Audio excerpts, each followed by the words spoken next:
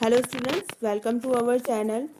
हम पढ़ रहे हैं क्लास 12 की पॉलिटिकल साइंस का सेक्शन नंबर ए।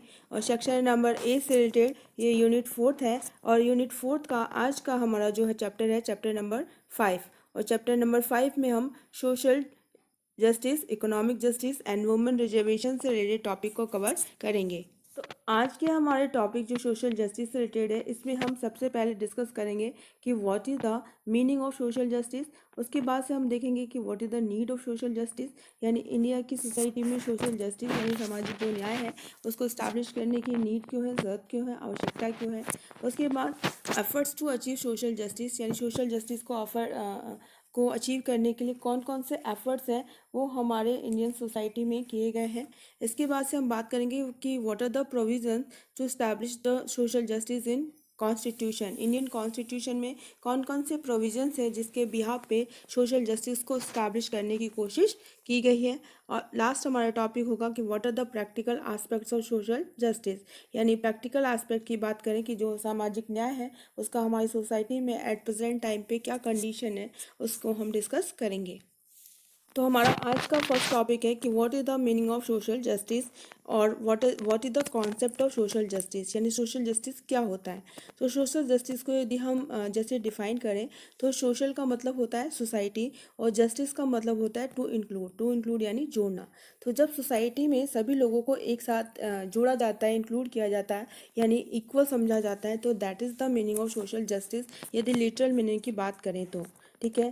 तो सोशल जस्टिस को मीनिंग की बात करें तो social justice means establishing equality, unity and human rights among all members of society without discrimination, यानी ऐसी सोसाइटी जिसमें किसी भी पर्सन के साथ, किसी भी कास्ट के साथ, किसी भी रिलीजन के साथ किसी भी तरह का डिस्क्रिमिनेशन किए बिना उसमें इक्वालिटी, यूनिटी और ह्यूमन राइट्स को इस्टेब्लिश किया जाता है, तो that is known as social justice. यानी समाज में यदि हर किसी को इक्वालिटी यानी समानता, यूनिटी मतलब उसमें एकता है और ह्यूमन राइट्स प्रोवाइड किए गए हैं और उसके उन लोगों के साथ सोसाइटी में किसी भी मेंबर के साथ किसी भी तरह का डिस्क्रिमिनेशन यानी भेदभाव नहीं किया जा रहा है, तो इसका मतलब क्या है कि that is the meaning of social justice. ठीक है। यानी किसी भी पर्सन के साथ किसी भी तरह का डिस्क्रिमिनेशन नहीं किया जाएगा, चाहे वो सोशल हो, रिलीजियस हो या फिर कल्चरल्स हो। ठीक है। जो भी हमारे सोशल, रिलीजियस या कल्चरल प्रिजुडाइस हैं, जो कि हमारे जो प्रिजुडाइस मतलब जो प्री स्टेटमेंट है,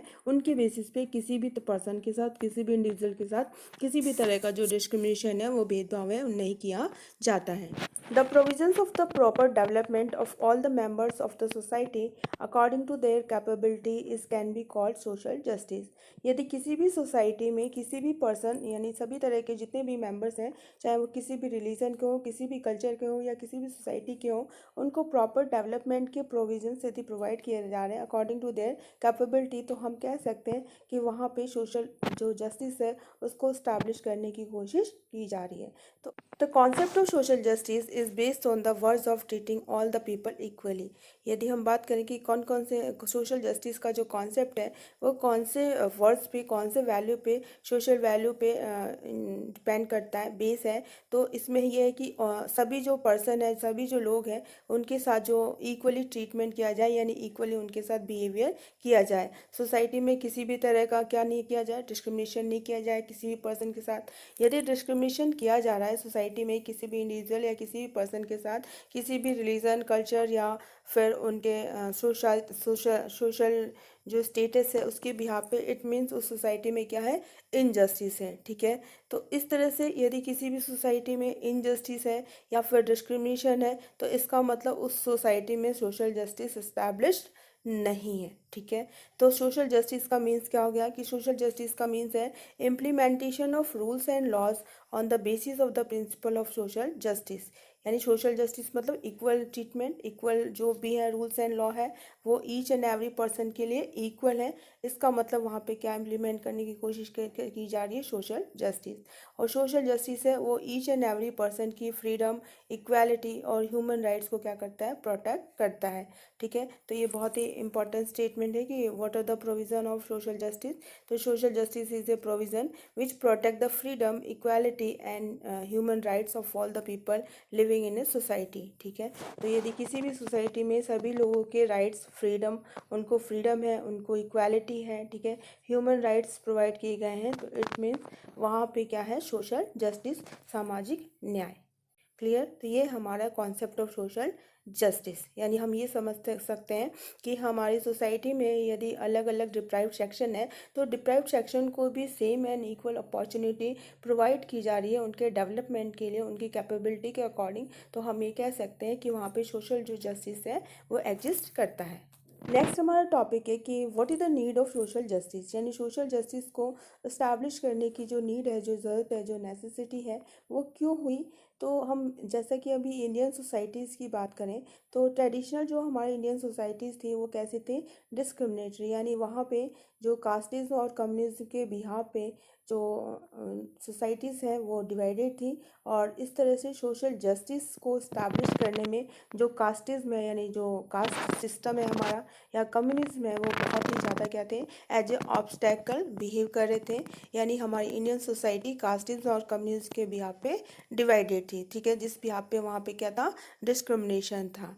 ठीक है, तो इस डिस्क्रिमिनेशन के कारण वहाँ पे सोशल जस्टिस की क्या थी, कमी थी, due to lack of social justice. ठीक है, कंट्री में जब भी सोशल जस्टिस नहीं होगा तो उसकी यूनिटी और इंटीग्रिटी को हम लंबे समय तक रिमेन नहीं कर सकते हैं। तो इसलिए यदि किसी भी कंट्री को हम यूनाइट और इंटीग्रेट करना चाहते हैं, यानी उसको एक बना के रखना चाहते हैं, तो वहाँ पे सोशल जस्टिस यानी सबके साथ इक्वली जो है वो ट्रीटमेंट, या इक्वली जो भी हमारे रूल्स एंड लॉज हैं उसको इम्प्लीमेंट करना बहुत ही ज़रूरी है। ठीक है, यदि इस तरह से हम बात करें तो हमारे इंडिया में जो सोशल जस्टिस को इस्टेब्लिश करने के लिए कंटिन्यूस 4 सेंचुरी यानी सेंचुरी से वहाँ पे स्ट्रगल किया जा रहा है। ठीक है, और यदि किसी भी स्टेट में सोशल जस्टिस की कमी होती है, वहाँ पे सोशल जस्टिस इस्टेब्लिश नहीं होता है, तो वो जो भी कंट्रीज़ हैं सिविल वॉर और रिबेलियन में क्या रहती है, इन्वॉल्व रहती है। वहाँ पे ज़्यादा से ज़्यादा सिविल वॉर और रिबेलियन देखे जाते हैं। क्यों देखे जाते हैं कि सोसाइटी में जब इनइक्वालिटी होगी, इक्वालिटी नहीं होगी, तो वो ईच एंड एवरी पर्सन है वो अपने राइट्स के लिए क्या करेंगे, आपस में हमेशा उनके बीच में एक जो डिस्प्यूट्स है वो क्रिएट रहेगा, और इस डिस्प्यूट्स के कारण, उनके इक्वल राइट के कारण ही आपस में सिविल वॉर या रिबेलियन की जो कंडीशन है वो देखी जाती है। ठीक है, हम यदि एंशिएंट टाइम से बात करें तो बहुत सारे जो अच्छे रूलर्स हैं उन्होंने सोशल जस्टिस को इस्टेब्लिश करने की कोशिश की है, और जो भी हमारे एडमिनिस्ट्रेटर ऐसे हुए हैं जिन्होंने सोशल जस्टिस को इस्टेब्लिश नहीं किया है, तो हमेशा उनके हाथों से जो पावर है वो क्या होती है, स्लिपरी, यानी स्लिप्ड कर गई है, उनके हाथों से पावर चली जाती है। यानी जिस रूलर ने, जिस एडमिनिस्ट्रेशन ने किसी भी स्टेट में सोशल जस्टिस को इस्टेब्लिश करने की कोशिश की है, तो they have the strong power, उनके पास पावर रहती है। और जो सोशल जस्टिस को इस्टेब्लिश नहीं कर पाए हैं, तो पावर उनके हाथों से क्या हो जाती है, स्लिप हो जाती है। ये इसको आप करेक्ट कर लें। फिर हम इंडियन सोसाइटी की बात करें तो हमारा जो इंडियन सोसाइटी है वो वर्ना सिस्टम पे क्या था, बेस था। तो हमारे यहाँ 4 वर्णास थे, ब्राह्मण, क्षत्रिय, वैश्य एंड शूद्रा। ठीक है, तो स्टार्टिंग में ये जो हमारे जो वर्ण आश्रम था ये कर्मा बेस था, यानी कर्म के बिहाफ पे ये बेस था, ब्राह्मण, क्षत्रिय, वैश्य एंड शूद्र। लेकिन धीरे धीरे हम बात करें तो लेटर ऑन ये जो हमारा वर्णा सिस्टम है, जो कर्मा बेस था, वो किस में चेंज हो गया, कास्ट सिस्टम में। ठीक है, तो कास्ट सिस्टम में चेंज होने के कारण ही इसके साथ साथ कास्ट सिस्टम ने कंजर्वेटिव, यानी जो एक जो कंजर्वेटिव जो थॉट्स है उसके कारण से हमारी सोसाइटी में इनइक्वालिटी, सेपरेटिज्म और रिलीजियज्म, ठीक है, और इसके साथ ही अपर कास्ट और लोअर कास्ट की जो एक थॉट है, जो एक आइडियोलॉजीज़ है वो एग्जिस्ट करने लगे। और इन सारी जो आइडियोलॉजीज़ हैं कि upper caste, lower caste and religion अलग अलग है, सबके बीच में इक्वालिटी नहीं है, यूनिटी नहीं है, इंटीग्रिटी नहीं है, तो इसका जो बेनिफिट्स है वो किसका हुआ, फॉरेनर्स को हुआ। और फॉरेनर्स की यदि बात करें तो ये हमारी अपर कास्ट या लोअर कास्ट या जो इनइक्वालिटी है या सोशल इनजस्टिस है, ये या इंटीग्रिटी नहीं है, यूनिटी नहीं है, उस बिहाफ पे बहुत सारे रूलर्स और इवन ब्रिटिशर्स ने एक लंबे समय तक हमारी जो इंडिया है उसको एनस्लेव करके रखा, यानी हम इंडियंस हैं वो ब्रिटिशर्स के क्या रहे, गुलाम रहे। तो इस तरह से जो जी हमारे अदर्स ब्रिटिशर थे, फॉरेनर्स थे, उनकी एनस्लेव यानी उनकी जो गुलामी थी उससे आज़ाद होने के लिए, फ्री होने के लिए, और इसके साथ साथ ही हमारी कंट्री को यूनाइट और इंटीग्रेट करने के लिए हमारी जो इंडियन कंट्री है उसमें सोशल जस्टिस को इस्टेब्लिश करने की क्या थी, बहुत ही ज़्यादा ज़रूरत थी। तो इस तरह से हमने देखा कि किस तरह से हमारा जो वरना सिस्टम है जब कास्ट सिस्टम में चेंज हो गया, और इस कास्ट सिस्टम के कारण ही हमारी जो कंट्री है उसमें सेपरेटिज्म यानी एक दूसरे से रिलीजन के बिहाफ पे या कास्ट के बिहाफ पे जो सेपरेटिज्म है, सेपरेशन है या इंटीग्रिटी है, वो क्या होने डिसकंटिन्यू होने लग गई। और इस कारण से बहुत सारे जो फॉरेन रूलर्स हैं या ब्रिटिशर्स ने उन्होंने हम एक लंबे समय तक हमें अपना एनस्लेव यानी गुलाम बना के रखा था। तो ये सारे जितने भी हमारे डिसएडवांटेज हैं या जो हमारी कमियां थी उनको दूर करने के लिए हमारी इंडिया में सोशल जस्टिस को इस्टाब्लिश करने के लिए बहुत सारे जो प्रोविज़न्स है वो किए गए। और इसके लिए जो हमारे कॉन्स्टिट्यूशन फ्रेमर थे जिन्होंने कि हमारा संविधान बनाया, तो उसमें हम डॉक्टर भीमराव अंबेडकर और डॉक्टर राजेंद्र प्रसाद की बात कर सकते हैं। तो उन्होंने हमारी इंडियन कंट्री में सोशल जस्टिस को इस्टेब्लिश करने के लिए बहुत सारे प्रोविज़न्स हैं वो हमारे कॉन्स्टिट्यूशन में इंक्लूड किए हैं। अब हमारा नेक्स्ट टॉपिक है कि what are the provisions of social justice in Indian constitution, कि इंडियन कॉन्स्टिट्यूशन में सोशल जस्टिस को इस्टेब्लिश करने के लिए कौन कौन से जो प्रोविजंस हैं वो प्रोवाइड किए गए हैं।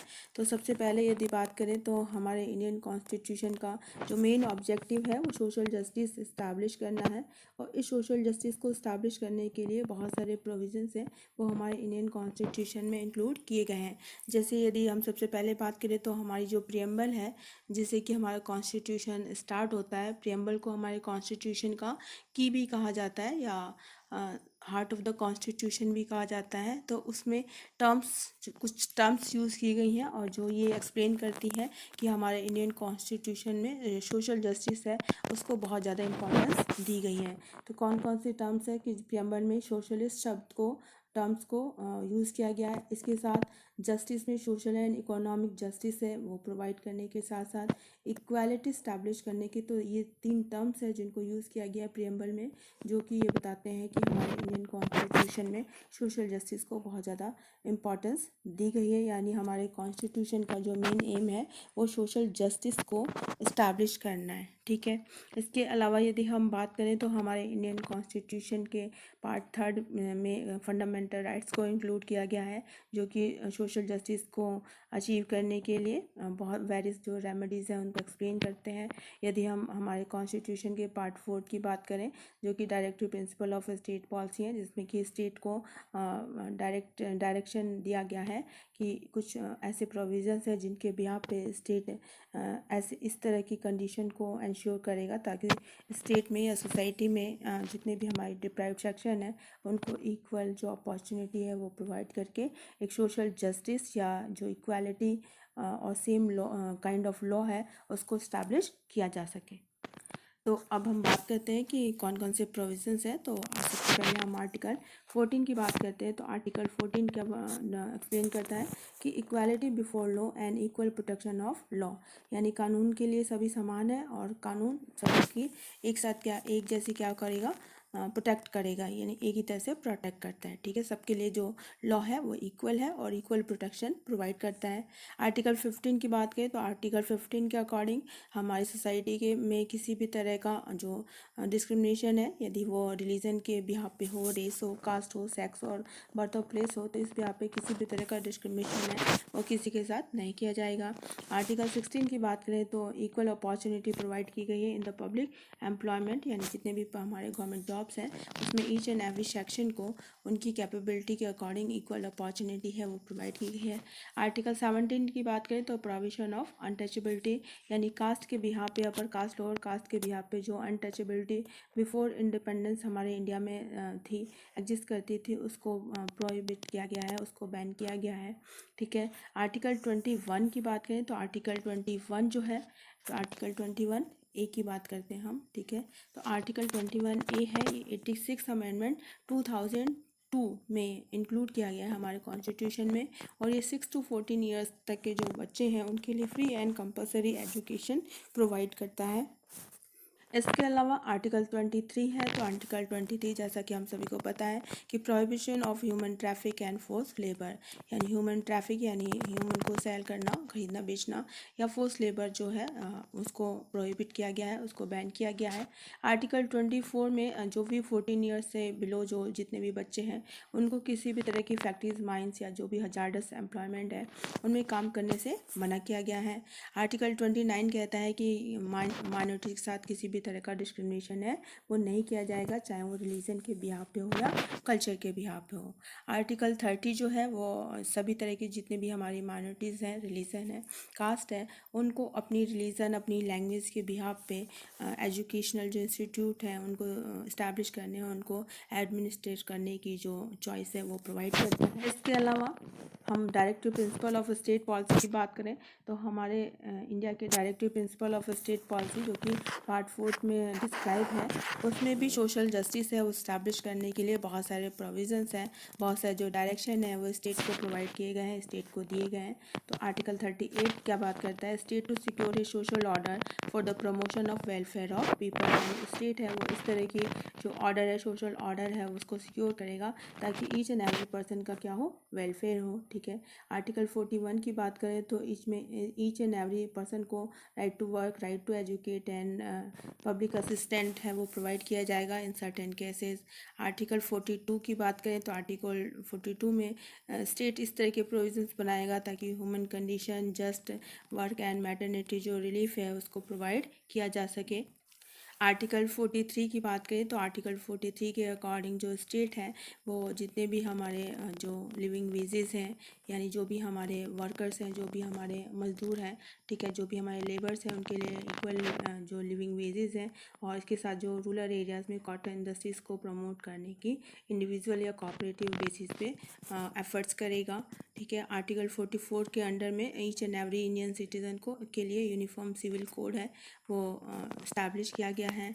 आर्टिकल 45 की बात करें तो free and compulsory education of the age of 6 to 14 years है वो प्रोवाइड करने की जो कंडीशंस है उसको प्रमोट करेगा स्टेट। आर्टिकल 46 में स्टेट्स को ये डायरेक्शन दिया गया है कि वो promote the education and their interest of SC ST and other backward section, यानी SC ST और जितने भी बैकवर्ड सेक्शन हैं उनके एजुकेशन और दूसरे जितने भी बेनिफिट्स या इंटरेस्ट हैं उनको प्रमोट करेगा। आर्टिकल 47 है कि स्टेट की ये ड्यूटी है कि वो लेवल ऑफ न्यूट्रिशन है, स्टैंडर्ड ऑफ लिविंग है, या जो पब्लिक हेल्थ है उसको इम्प्रूव करने की क्या करेगा, कोशिश करेगा। इस तरह से एक कंडीशन है उसको, एटमॉस्फेयर है उसको मेंटेन करेगा ताकि लोगों का जो न्यूट्रिशन लेवल है, स्टैंडर्ड ऑफ लिविंग है, या उनकी जो हेल्थ है वो क्या हो, डे बाय डे इम्प्रूव हो। So these are the provisions in the Indian constitution to establish the social justice. Next हम बात करते हैं आर्टिकल 21A। ठीक है। आर्टिकल 21A, इसे RTE यानी राइट टू एजुकेशन एक्ट के नाम से भी जाना जाता है, राइट टू एजुकेशन एक्ट या right of children to free and compulsory education act. और ये जो एक्ट है वो हमारी इंडियन पार्लियामेंट के थ्रू 4 अगस्त 2010 में इनेक्ट हुआ था, और पूरे इंडिया में ये 1 अप्रैल 2010 से क्या हुआ था, इम्प्लीमेंट हुआ था। और ये जो राइट टू एजुकेशन एक्ट है ये क्या कहता है कि 6 to 14 ईयर्स के तक के जितने भी बच्चे हैं उनको फ्री एंड कंपलसरी जो एलिमेंट्री एजुकेशन है वो प्रोवाइड की जाएगी। और ये जो एक्ट है, ये जो राइट टू एजुकेशन एक्ट है, ये हमारे इंडियन कॉन्स्टिट्यूशन के 21A आर्टिकल में डिफाइंड है, और इसे 86 अमेंडमेंट 2002, ठीक है, 86 अमेंडमेंट 2002 में इम्प्लीमेंट किया गया था। और ये जो आर्टिकल है, आर्टिकल 21A 86 अमेंडमेंट 2002 में हमारे इंडियन कॉन्स्टिट्यूशन में इंक्लूड किया गया था, और ये जो हमारा पार्लियामेंट ने पास किया था 4 अगस्त 2010 को, और पूरी कंट्री पे इम्प्लीमेंट हुआ था 1 अप्रैल 2010 से। क्लियर। तो ये बहुत ही इंपॉर्टेंट है जो आप सभी को एग्जाम पॉइंट ऑफ व्यू से भी लर्न करना है। नेक्स्ट हमारा टॉपिक है कि what is the practical aspect of social justice, यानी एट प्रेजेंट की बात करें तो एट प्रेजेंट में सोशल जस्टिस का क्या सिनेरियो है हमारी कंट्री में। तो यदि हम बात करें तो जितने भी हमारे सोशल जस्टिस को इस्टेब्लिश करने के लिए प्रोविजंस है जो हमारे डिप्राइव्ड सेक्शन को प्रोवाइड किए गए हैं, वो सारे जो रिजर्वेशन है वो पोलराइज्ड हैं। पोलराइज्ड का मीनिंग है कि किसी एक पर्टिकुलर जो हमारी कास्ट है या रिलीजन है उसको प्रोवाइड किए गए हैं और वो जितने भी रिजर्वेशन या जितने भी प्रोविजंस हैं वो हमारे जितने भी पॉलिटिशियंस हैं as a vote bank policy के फॉर्म में उसको यूज़ करते हैं। ठीक है, उस तरह से यदि हम कॉन्स्टिट्यूशनल इक्वालिटी की बात करें कि कॉन्स्टिट्यूशन में हमारे जितने भी इंडियन सिटीजन्स हैं, फैमिलीज़ हैं, उनको इक्वालिटी के लिए प्रोविजंस प्रोवाइड किए गए हैं, लॉ प्रोवाइड किए गए हैं, तो उन सारे लॉ की जो नॉलेज है ईच एंड एवरी जो सेक्शन है उसको नहीं है। सिर्फ कुछ ही एजुकेटेड फैमिली या पर्टिकुलर टाउन्स या सिटीज़ में जो लोग रहते हैं उनको इनकी नॉलेज है। तो इस तरह से जो भी हमारा डिप्राइव्ड सेक्शन है या बैकवर्ड सेक्शन है जिनके लिए हमने ये प्रोविजन से इस्टेब्लिश किए थे हमारे कॉन्स्टिट्यूशन में, तो जनरली उन लोगों को इस बात की नॉलेज नहीं होती है, जिसके कारण से वो ये जितने भी प्रोविजंस हैं, जितने भी लॉज हैं, उनका वो जो बेनिफिट्स हैं वो नहीं ले पाते हैं। इसके साथ साथ ही यदि हम बात करें तो यदि सोशल जस्टिस को हम इम्पॉर्टेंट समझते हैं, इसको इस्टेब्लिश करना चाहते हैं, तो जो भी हमारा डिप्राइव्ड सेक्शन है उसको हमें अपलिफ्ट करना चाहिए ताकि उससे जो सोशल जस्टिस है वो रिसीव हो सके।